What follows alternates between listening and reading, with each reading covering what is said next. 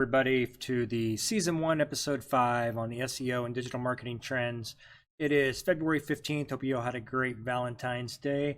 I'm going to get into quite a few things today. This will be a little longer than normal, so whether you're watching on YouTube or if you're watching one of the podcasts, make sure to like, comment, share. Happy to answer any questions. So let's dig into this a little bit about some of the things we're going to talk about this week. First thing I really want to get into is going to be on value perception. You know, how do people perceive the value of either your business, the services or products you provide, or yourself even. Talk a little bit about optimizing images and a tool that I use for that, SEO tips there. And then a YouTube video optimization tool that I'm using that added some new features that I kind of like.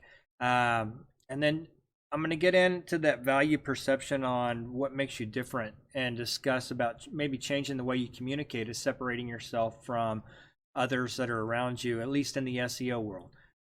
If you're in a other business, maybe it's something else, but we'll get into a little bit about that.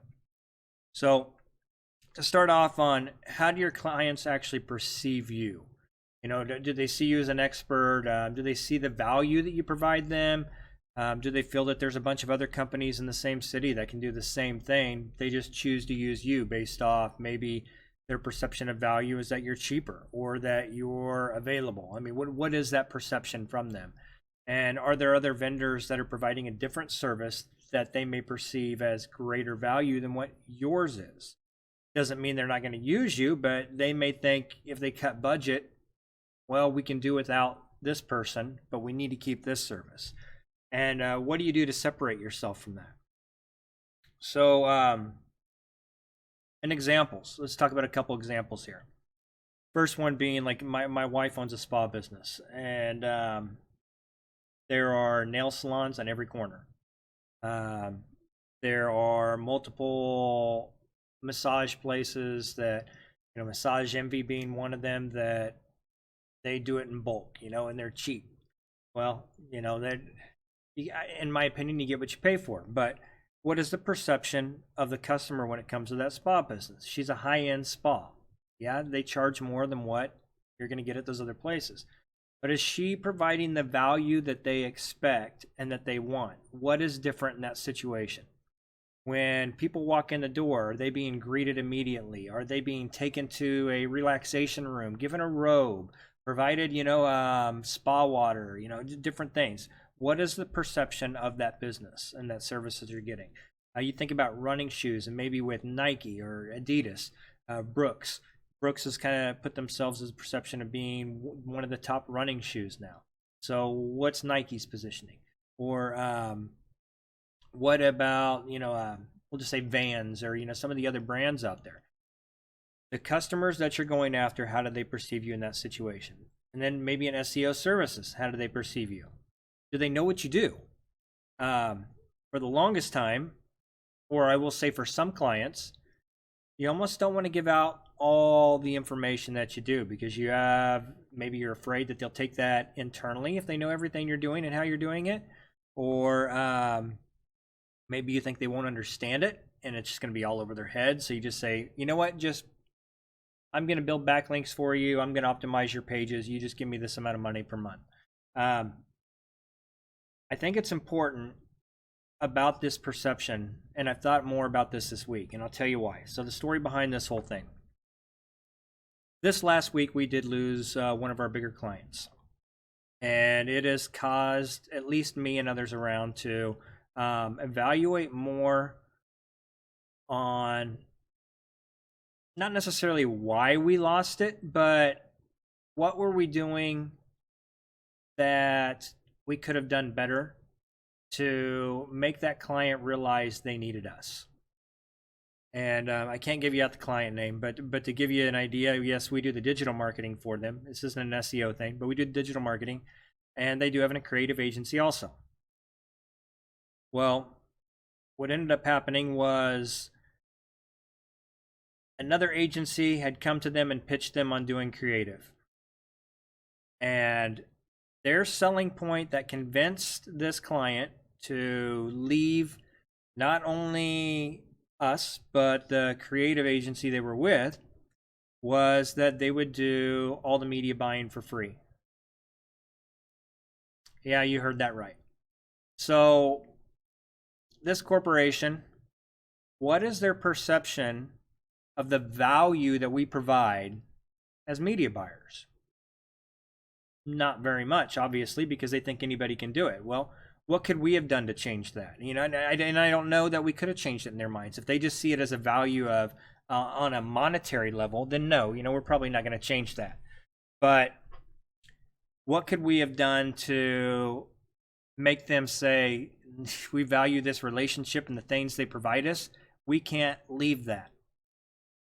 So I'm thinking about that more and more, and I'm going to address it more going forward. So you didn't see much content from me this week, mainly because we're kind of focusing on this and where we're going and transitioning into the future of the agency. And I'll get into one of these things at the end of this when I talk about changing the way you communicate and seeing if that is one aspect of it. But we'll get more into that. But I really want you to think about that and what is the perceived value of your products or services. And maybe if you got questions, let's have discussions on it. You can message me within the YouTube video or the Facebook, you can message me on Facebook or within the podcast comments as well. So the next thing I really want to get into is about optimizing images. This is something that I have discovered a lot of clients don't really understand. And it's the same thing when I talk about SEO. Oh, we have an SEO person. Well, I don't know that most people truly understand SEO, and maybe that's part of our fault for not going back to that value proposition of how do they perceive us and differentiating ourselves and making this stand out of, well, you may have an SEO person, but he doesn't do this. This is why this works. What does your SEO person do? I have so many people that tell me they have an SEO person, and they think SEO is just optimizing a title tag and a meta description.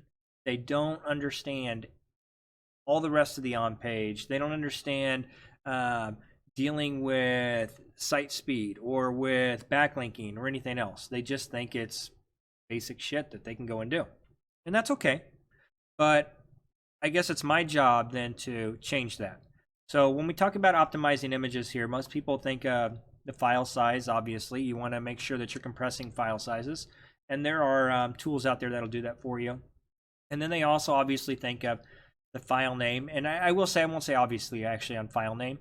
You would be amazed at how many people that I'll go and do an audit and I will download their images and take a look to see what they've named them. And it's like file 001 or maybe it's image 0 header or slideshow 18. Just stupid names that don't describe this. And what they don't realize is Google actually reads this information. They look at the file name. They look at the alt tags. They look at the Exif data. And the Exif data is what I'm going to get into here in a moment. But these are things that need to be done. I had a pitch that I just ran an audit for recently, and ended up they had 8,000 images on their site, roughly 8,000. Every one of them was missing an alt tag, and not one of them was named with a keyword. Well, when all things are equal with you and another site when it comes to ranking for your keywords, who do you think Google's going to choose? They're going to go the ones with the optimized images. Are these a huge factor in SEO? I won't say they're the top factor. I don't even say they're a top 10, but they are a factor.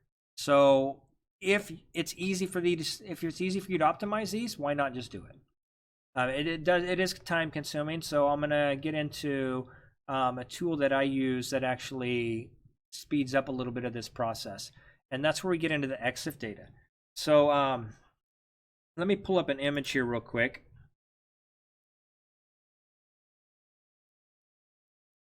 And I want to show you what Exif data is.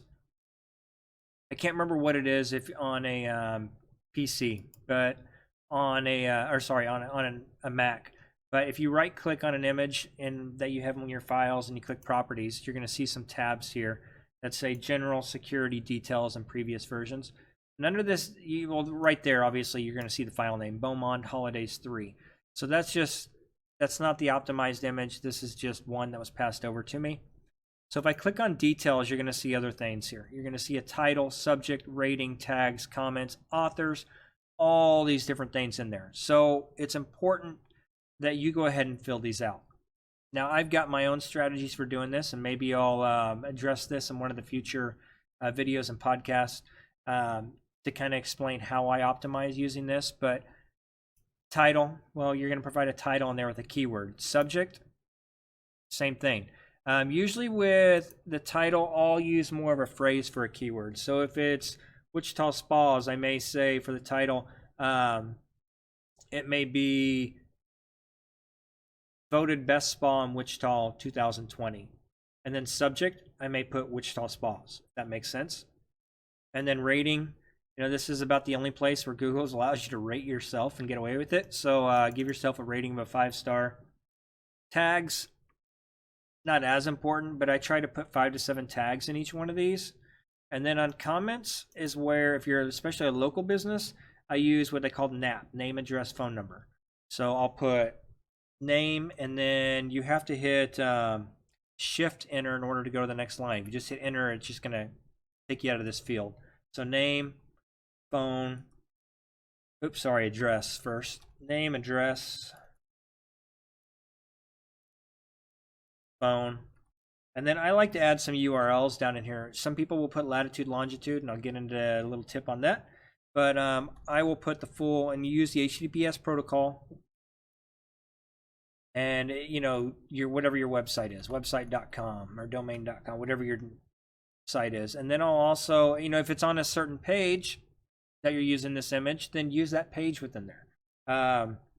Sometimes I'll also put your social places. If Facebook and Instagram are your two primary platforms for social, then go ahead and put Facebook URL in there, and then put your Instagram URL or Snapchat or Twitter, whatever.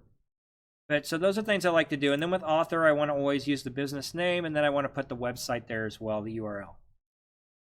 Most of the other stuff I don't mess with too much, but one thing I want to show you is a tool that I use called Image Geotagger, and I don't have it on this computer here. I have it on my other computer, but let me pull up kind of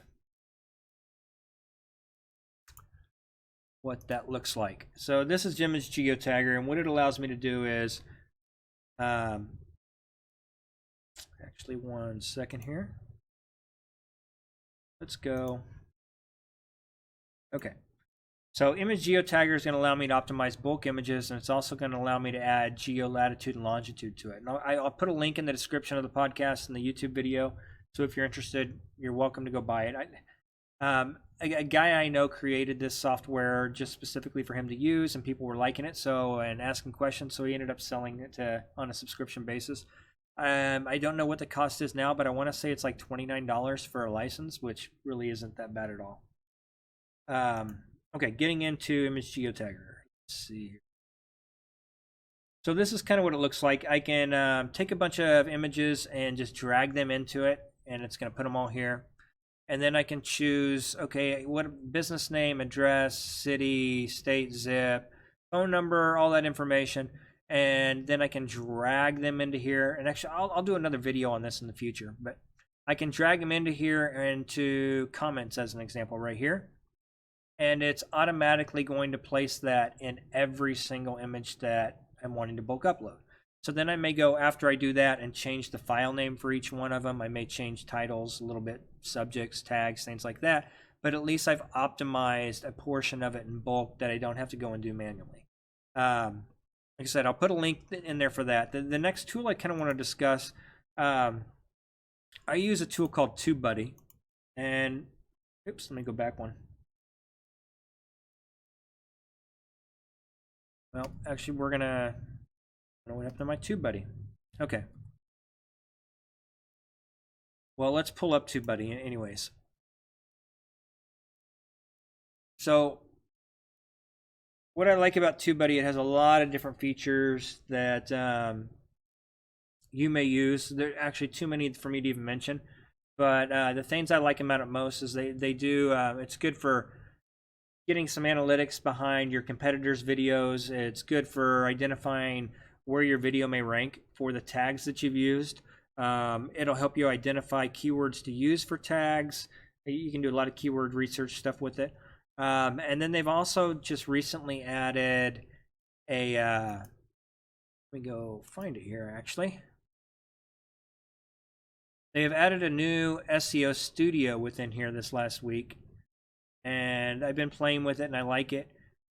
It was kind of interesting because they give you a score of 0 to 100, and I thought, okay, well, let me do my basic optimization that I do normally and then go in and take a look at it.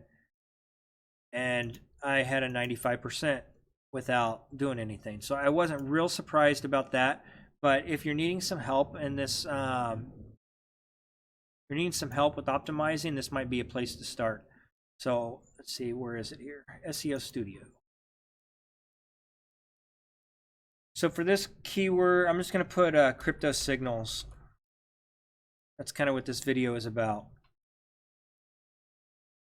And so it's going to go through and it's going to provide you a score based off of what you've done. You know, include your target keyword in the title. Okay, it's in the title. Include 80% of your target keyword in the title. Okay, good with that. And include your target keyword in the first 60 characters of the title. Okay, great.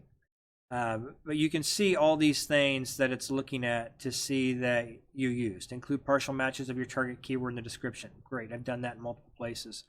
So according to this, they think that I have actually optimized this pretty well. Then it goes through on the tags part of it, and you can see, okay, what other tags might you use in this? Okay, well, I'll add a couple in here that I didn't have before. And we'll leave it at that. But the tag portion is pretty cool. So if I really wanted to improve this to 100, here's what I'd have to do. Include your exact target keyword as the first tag. Yeah, I could go do that, but I want crypto trading signals there as well. So that's, but realistically, yeah, I could go and do that if crypto signals was my primary keyword only. And then it goes through and let's see this part. Thumbnail tips. Okay, so use bright colors, high contrast images. Include a close-up of a human face whenever possible. Ensure text is large enough to read on any device. Use fonts, colors, shapes that are consistent with your brand. Okay, so that's all done. And then you can click apply to video. I'm not going to click apply to video because I've already done that. But I like the tool itself. And I think it helps a lot with, if you're looking for little tips on helping ranking your videos better, you might try it out.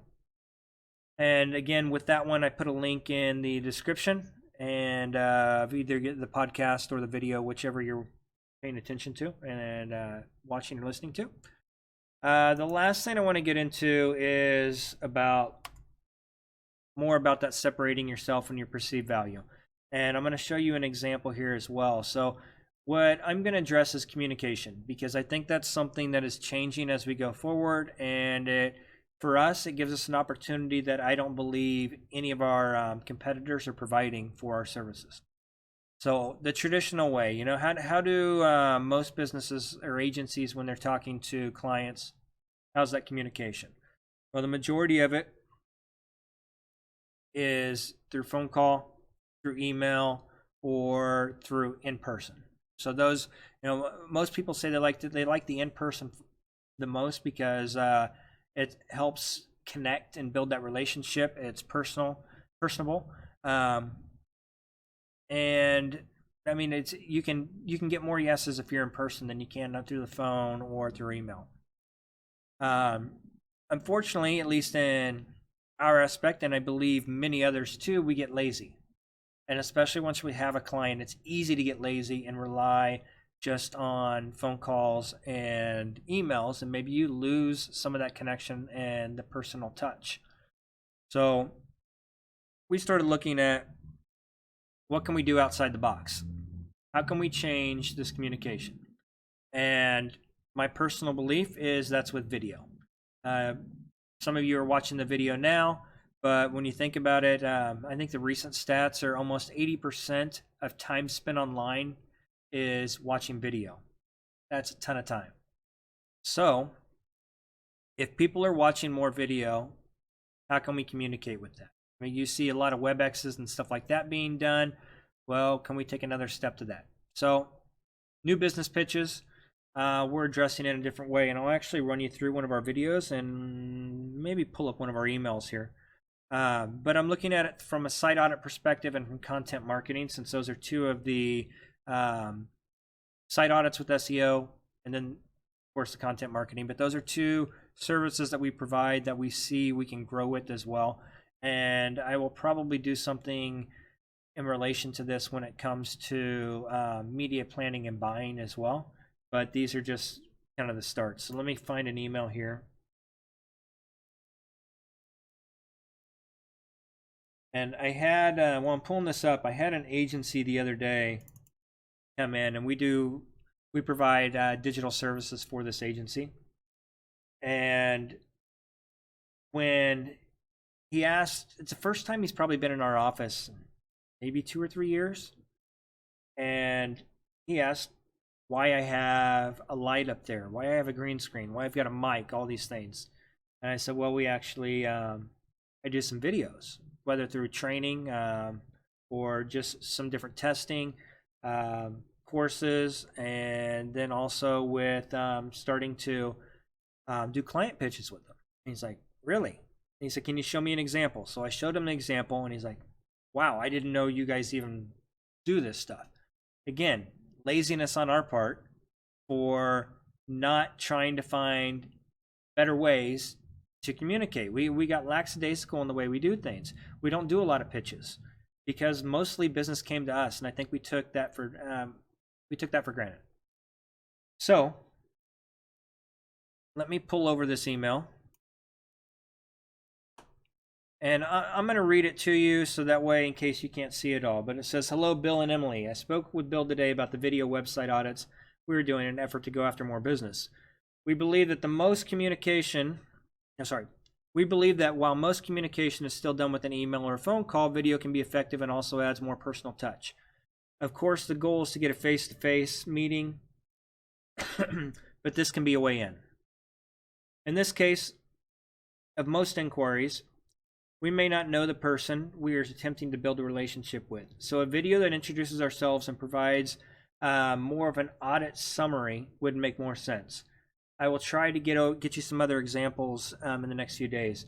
And in the meantime, click the image or Gardner Design website audit, and we can touch base next week to discuss further. I'm playing a little bit with yours, is what I told him.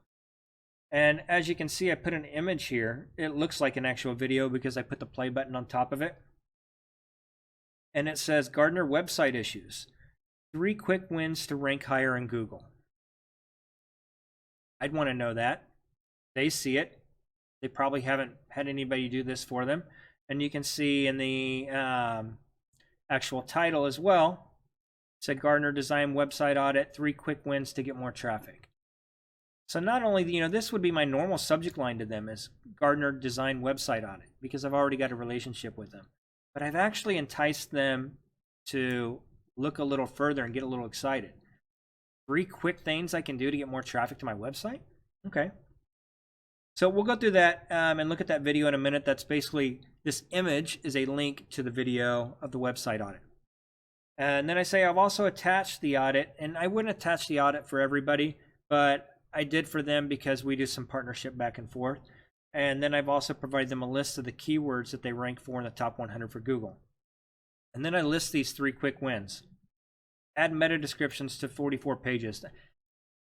They understand SEO while we provide some of those services. They do understand some of the basics. There wasn't, and they build websites, so there isn't much wrong with their site at all. There's hardly anything. So add meta descriptions to 44 pages. Add alt text to 37 pages. Reduce the size of 3 images that are way too large. And then I said, because your site doesn't have a lot of issues, the logical next step would be to identify places where you could add internal links within content and add additional content and start to look at backlink strategies. I got a reply immediately from them that said, wow, this is amazing. Let's talk more next week.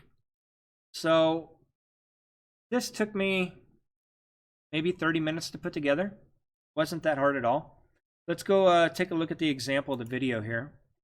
Hopefully you guys are having a great day. I want to thank you again for bringing the cinnamon rolls by.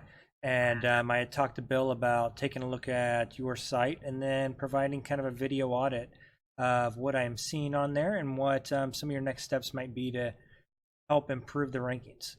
So to start off with, we're looking at just some metrics. I turned off my mic there for a second. Sorry about that. But I wouldn't go into all the detail necessarily that I did with pitching a new client.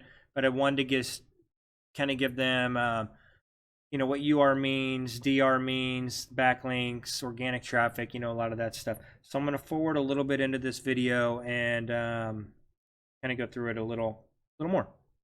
Scene has errors. This just doesn't have very many of them. You don't have any 404 errors, which is a awesome thing. Almost every site I see has 404 errors, and I'm sure you're familiar with them, but if you're not, it would be a page that does not resolve. So your biggest issues is some few on-page things, missing a meta description, it's not there or it's empty, low word count on a few pages, title too long on a few. I mean, you really don't have a lot you have to do. Missing some alt text on some images. 3 image file sizes they consider too large. And I'll send this over to you as well. I can click on any of these and view the affected URLs. And so these are all the pages that are missing a meta description on that you want to make sure.